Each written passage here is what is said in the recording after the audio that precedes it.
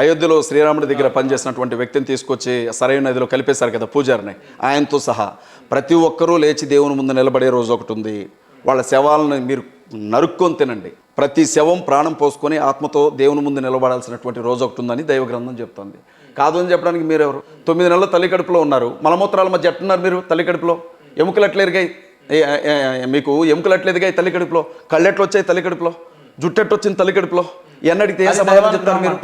అది దైవానుగ్రహం అంటారా? ఖచ్చితంగా దైవానుగ్రహం. దేవుని సృష్టి అది. నేను డిఎన్ఏ దేవుని సృష్టి అది. కలిస్తే నేను పుట్టినా అని అంటా నేను.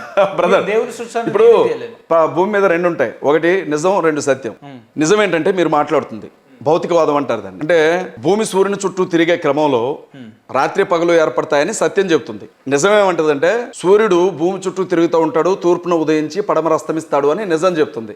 కళ్ళ ముందు ఇదే కనపడుతుందిగా, తూర్పును ఉదయిస్తున్నాడు, పడమరను అస్తమిస్తున్నాడు, నీకేం తెలుసు అని మీరు అంటున్నారు. నేనేమంటున్నానంటే నాయన విషయం ఏంటంటే శాస్త్రవేత్తలు అంత పరిశోధన చేసిన తర్వాత తెలిసింది ఏంటంటే భూమి తన చుట్టూ తన కక్షలో తిరుగుతూ సూర్యుని చుట్టూ తిరుగుతూ ఉంటుంది, ఆ క్రమంలోనే రాత్రి పగలు ఏర్పడతాయని వాళ్ళు చెప్పారు. అది సత్యం, అది సత్యం. ఇప్పుడు మీరు ఏమంటున్నారంటే మీ కళ్ళ ముందు కనపడుతున్నదే ఇది నిజం, రేపేం జరుగుతుందో ఎవరికి తెలుసు అంటున్నారు.